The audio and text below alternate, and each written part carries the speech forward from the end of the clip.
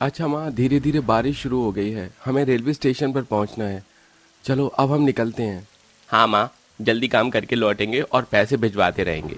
हाँ बेटा, ध्यान से जाना और कोशिश करना अगले महीने ही पैसे भेज दो, क्योंकि छत पुरानी हो गई है इस घर की, कभी भी पानी आ सकता है।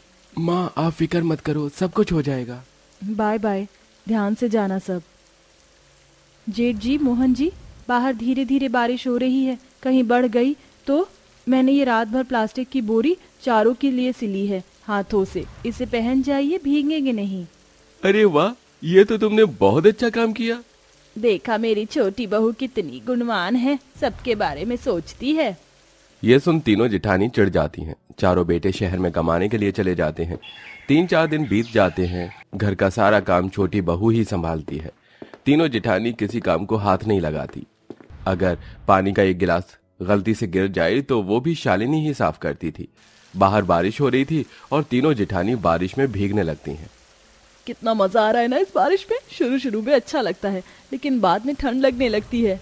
हाँ बिल्कुल ठीक कहा जेठानी जी आपने। वैसे माँ जी अपनी छोटी बहू की बहुत तारीफ करती हैं। मैंने तो जब से ही सोच लिया है मैं किसी काम को हाथ नहीं लगाऊंगी, थोड़ा सा कर दिया करूंगी, बाकी यही संभाले, देवरानी प्लस नौकरानी। हाँ मैं भी तुम सभी लोगों से अभी यही कहने वाली थी। चलो कीचड़ के पाँव अंदर लेकर चलते हैं। तीनों कीचड़ में कूद कूद कर अपनी साड़ी और पैर को अच्छे से गंदा करके घर में घुस जाती हैं और बिस्तर पर पड़ी सास देखकर बड़बड़ाने लगती है। दरअसल वो 2 महीने से पेट दर्द की समस्या से जूझ रही थी। अरे कमबख्तों निकम्मियों, ये कमरा गंदा क्यों कर दिया? तुम तीनों तो सफाई भी नहीं करती, बस वो बेचारी शालिनी बहू ही लगी रहती है। तुम्हारे ससुराल का एक कमरा है, उसी में ही रसोई है और सोना है, तो ये बेहूदी हरकत तो मत करो। ओ प्लीज माँ जी, मूड मत खराब कीजिए, बारिश में भीग कर तो मूड बनाया है। बनाओ तुम्हारा मूड, शर्म नहीं आती मेरे बेटों के जाने के बाद तुम तीनों तो और सर पर चढ़ गई हो। सर पर इसलिए चढ़ गए हैं माँ जी क्योंकि उसके ऊपर की कोई और जगह नहीं है। और रही बात दिल, तो दिल में तो आपके लिए शालिनी प्यारी बहू रहती है, उसकी तारीफ कीजिए और काम भी उससे करवा लीजिए। हाँ ये कीचड़ भी वही साफ कर देगी, सुन लिया ना शालिनी तुमने, और हमारे कपड़े भी। जेठानी जी मैं सारी सफाई कर दूंगी, आप बस चिल्लाइए मत। आप जानती हैं माँ जी की तबीयत खराब है, कहीं और खराब ना हो जाए। Whatever, पता नहीं कहाँ इस एक कमरे के ससुराल में फंस गई मैं इन गंवार लोगों के साथ। दीदी बाहर पैर धो लीजिए, फिर मैं सफाई कर दूंगी। तीनों जिठानी बाहर पैर धोकर कपड़े चेंज कर लेते हैं और फिर शालिनी को वो जगह और उनके कपड़े साफ करने पड़ते हैं। ऐसे ही शाम को शालिनी खाना बना रही थी, फिर भी तीनों बहू बैठे बैठे गप्पे लड़ाते हुए कहती हैं, अरे बहुत भूख लग रही है, जल्दी से खाना बना कर लाना और आज आलू की भुजिया बना देना, मैं दाल चावल बिल्कुल नहीं खाने वाली शालिनी। दीदी 4 आलू थे, उसकी भुजिया नहीं बन सकती, इसलिए मैंने चावल में डालकर पुलाव बना दिए हैं, वही खाने पड़ेंगे, कल मैं सब्जी ले आऊंगी। अरे तुझे पता नहीं है घर में अगर 4 आलू है तो सब्जी जाकर ले आऊं। दीदी बाहर बारिश बंद ही नहीं हुई तो मैं कब जाती सब्जी लेने। बारिश में भीग कर जाती, और कैसे जाती, बहाने हैं बस तेरे। बस कर बहू, फिर वही बातें, पूरे दिन वो काम करती रहती है और तुम तीनों जैसे अभी बैठी हो बैठी रहती हो। पूरे दिन तीनों में से किसी से सब्जी नहीं लाई गई, आखिर तुम तीनों भी इस घर की बहू हो।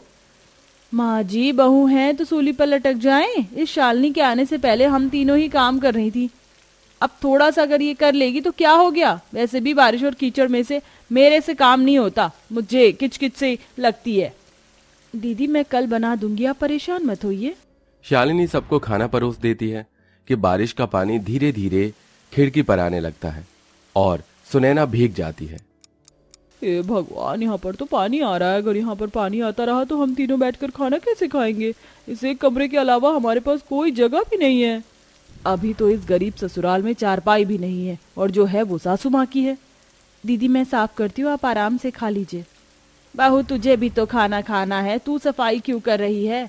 कोई बात नहीं माँ जी, मैं कर देती हूँ, बारिश का मौसम है, ये सब होना आम बात है। तीनों बहू आराम से बैठकर खाना खाती हैं और शालिनी बार बार उस जगह पर पोछा लगाकर सारा पानी धीरे धीरे बाहर निचोड़ देती है। ये करते करते उसे 1 घंटा बीत जाता है। बहुत थक गई मैं, ऐसा करती हूँ इस खिड़की को ही किसी तरह बंद कर देती हूँ।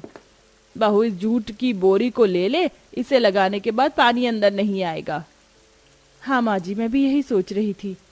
ये बोलने के बाद शालिनी जूट की बोरी खिड़की पर अच्छे से लगा देती है, जिससे पानी आना बंद हो जाता है और फिर वो भी सास के साथ बैठकर खाना खाती है।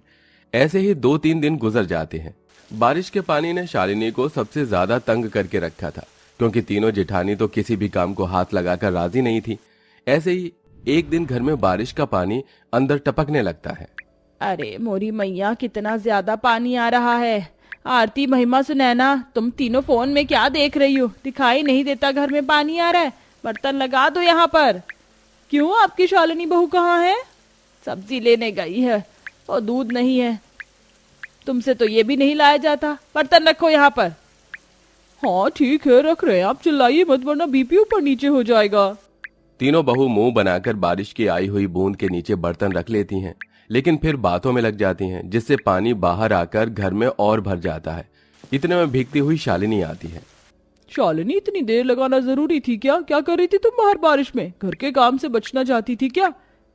मुझे तो यही लगता है। देखो, घर में पानी भर गया है, अब इसे तुम्हें ही निकालना होगा। जल्दी करो, हम कहाँ बैठे, सामान खराब हो जाएगा। हाँ दीदी, मैं अभी करती हूँ। अरे बहू को कपड़े तो बदलने दो, वो बुखार में पड़ जाएगी। काम तो उसको ही करना है। ये जितनी देर में कपड़े बदल कर आएगी पानी और भर जाएगा। समझ नहीं आ रहा आपको? जेठानी जी, फिक्र मत कीजिए, मैं हूं ना। थोड़ी सी जगह से पानी आ रहा है, कल मैं इसका जुगाड़ कर दूंगी। शालिनी भीगी साड़ी में छींक मारकर बाल्टी भर भर के घर से बाहर पानी फेंकती है और घर का पानी सुखाने की कोशिश करती है। और तीनों जेठानी बुत बनकर खड़ी रहती हैं। बेचारी सास को अपनी छोटी बहू पर बहुत तरस आता है, क्योंकि वो अक्सर वही पिसती रहती है। हे भगवान, थक गई हूँ मैं, ऊपर से ठंड भी लग रही है। आचू! अरे खड़ी क्यों हो तुम? पोछा लगाओ ना जल्दी से, फिर बिस्तर भी बिछाना है। शुक्र है बारिश बंद हो गई, रात को सो पाएंगे। हाँ। फिर शालिनी पोछा लगाती है। धीरे धीरे उसे बहुत ठंड लगने लगती है और वो जैसे ही कपड़े बदलकर सोने जाती है तो उसकी निगाह छत पर जाती है। अगर अभी सो गई तो रात को फिर बारिश होने पर पानी आएगा। मुझे अभी कुछ करना पड़ेगा। शालिनी कुछ 7-8 लंबी डंडी को इकट्ठा करके किसी रस्सी से बांध देती हैं और फिर उसके ऊपर प्लास्टिक की 3 बोरी से चारों कोने जोड़ देती हैं, जिससे एक प्लास्टिक शीट तैयार हो जाती है। बहू, वो तीनों तो महारानी की तरह सो गई, तू ये क्या कर रही है? माँ जी, बारिश के पानी की वजह से मुझे नींद ही नहीं आई। जितनी जगह पर पानी आ रहा है उतनी जगह के लिए मैंने ये बना दिया है, जिससे रात को हम ठीक से सो पाए। इसे लगाकर आती हूँ। सारी चिंता बहू तुझे ही होती है। इन तीनों को तो तेरे से कोई फर्क नहीं पड़ता। कोई नहीं माँ जी। शालिनी उसे छत के ऊपर पानी आने वाली जगह के ऊपर रख देती है और उस पर ईंट लगाकर सो जाती है। लेकिन रात को 2-3 बजे बारिश की ऐसी आंधी आती है जिससे वो उड़ जाता है और फिर से घर में बारिश की बूंदें टपकने लगती हैं। शालिनी उठ जाती है। हे भगवान, फिर से वो हट गया। सब लोग कितने चैन से सो रहे हैं, मैं इनके ऊपर पानी नहीं गिरने दूंगी। शालिनी जगह जगह बर्तन रख देती है और अपनी जेठानी के चेहरे पर बिल्कुल पानी नहीं पड़ने देती। बारी बारी से टपकती बूंद को पतीले में रखकर बाहर फेंक देती है। ये करते हुए उसे सुबह के 8 बज जाते हैं। वो बुखार से कांप रही होती है, तभी तीनों की नींद खुल जाती है। अरे वाह, क्या मस्त नींद आई है। ये शालिनी, गर्मा गर्म चाय बना दे। सुना नहीं तूने, माँ जी के साथ क्या बैठी है कंबल ओढ़कर? वो कोई काम नहीं करेगी सुनैना। आरती, महिमा बहू की तबीयत खराब है, तुम्हें दिखाई नहीं देता? बुखार में है वो। माँ जी, वो नाटक कर रही होगी। शालिनी, चुपचाप से चाय बना दो सबके लिए और थोड़े पकौड़े भी बना देना। तुम इतनी निर्लज्ज कैसे हो सकती हो? मुझे समझ नहीं आता। तुम भी इसी घर की बहू हो, लेकिन तुमसे कोई काम नहीं होता। वो 10 काम करती है, मजाल है तुम एक काम भी कर दो। पता है तुम्हें इतनी अच्छी नींद क्यों आई? क्योंकि तुम्हारी छोटी देवरानी रात भर 6-7 घंटे पतीले लेकर तुम्हारे चेहरे के ऊपर पानी की बूंद की उसमें इकट्ठा करती रही, ताकि तुम भीगो ना, तुम्हारी नींद ना खुले। लेकिन उस बेचारी के ऊपर कुछ बूंदे पानी की आई। वैसे ही वो रात में 2 बजे आधी भीग चुकी थी। तुम लोगों को जरा सी भी शर्म वरम क्यों नहीं आती है, ये बता दो। माँ जी, मैं चाय बना देती हूँ। देख लो, मुंह से आवाज नहीं निकल रही। अरे चली जाओ मेरी नजरों के सामने से। माँ जी, पर शालिनी, हमारी वजह से तुम रात को खड़ी रही और भीगी। हमें माफ कर दो और हमेशा हम तीनों तुम पर बरसते रहे। हाँ शालिनी, हमें माफ कर दो। हम बहुत बुरी जेठानी है, लेकिन तुम छोटी होकर भी सब संभालती रही। लेकिन इस एक कमरे में होती बारिश की सिर्फ तुम्हें फिक्र थी। लेकिन अब तुम बैठो, सारा काम हम करेंगे। तीनों जेठानियों को अपनी गलती का एहसास होता है। वो शालिनी से माफी मांगकर उसकी तबीयत का ख्याल रखती हैं। अब चारों बहू में बहुत प्यार था और फिर अगले महीने में चारों पति घर में पैसे देकर घर की मरम्मत करवा देते हैं, जिससे उन्हें फिर बारिश में तकलीफ नहीं होती।